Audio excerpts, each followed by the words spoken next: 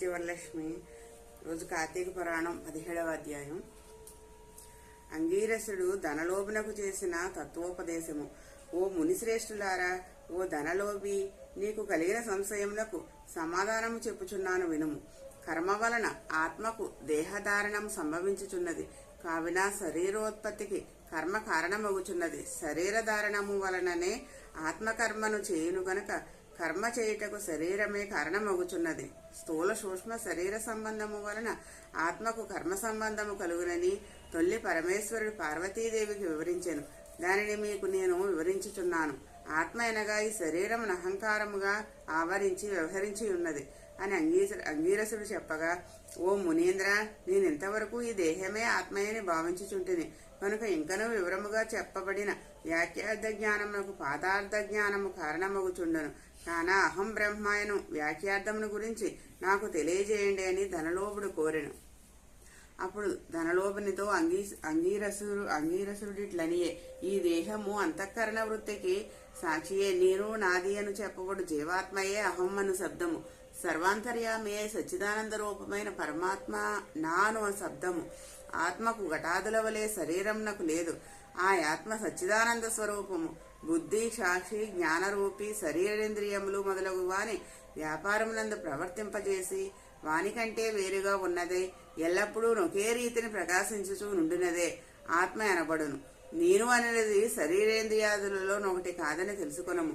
ఆ దేహేంద్రియాదులన్నింటినీ ఏది ప్రకాశింపజేయును అదియే నేను అని నిశ్చయము. అందుచేత అస్థిరములకు శరీరేంద్రియాదులు కూడా నామరూపంబుతో నుండి నశించినవియేగాక ఇట్టి దేహంనకు జాగ్రత్స్వప్న ఋషుప్యావస్థలు స్థూల సూక్ష్మాకార శరీరంబులను మూడింటి అందును నేను నాదని వ్యవహరించేదే ఆత్మయని గ్రహించుకొనము. ఇనుము సూదంటి రాయిని అంటిపెట్టుకుని తిరుగునటుల శరీర ఇంద్రియాలు దేనిని ఆశ్రయించి తిరుగుచుండునో అదే ఆత్మ. అట్లే అవి ఆత్మ వలన తమ పనిని చేయును. నిద్రలో శరీరేంద్రియాల సంబంధము లేక గాఢనిద్రపోయి మేల్కొన్న తర్వాత నేను సుఖనిద్రపోతిని, సుఖంగా ఉంది అనుకునేదియే ఆత్మ. దీపము గాజుబుడ్డులో ఉండి ఆ గాజును ప్రకాశింపజేయునట్లే ఆత్మ కూడా దేహేంద్రియాలను ప్రకాశింపజేయుచున్నది. ఆత్మ పరమాత్మ స్వరూపమగుట వలన దానికి దారాపుత్రాదులు ఇష్టమగుచున్నారు. అట్టి విశేష ప్రేమాస్పదమగు వస్తువేదో అదే పరమాత్మయని గ్రహింపుము. తత్వమసి మొదలైన వాక్యములందలి త్వం అను పదమునకు కించి జ్ఞత్వాది విశిష్టమందు జీవాత్మయని అర్థం తత్ అనుపదము వరకు అనుపదమునకు సర్వజ్ఞ దిగుణాత్మ విశిష్టమైన సచ్చిదానంద స్వరూపమని అర్థము. తత్వమసి అనేది జీవాత్మ పరమాత్మల ఏకత్వమును బోధించును. ఈ రీతిగా సర్వజ్ఞత్వాది ధర్మములను వదిలివేయగా సచ్చిదానంద రూపం ఒక్కటియే నిలుచును. అదియే ఆత్మ దేహ లక్షణము.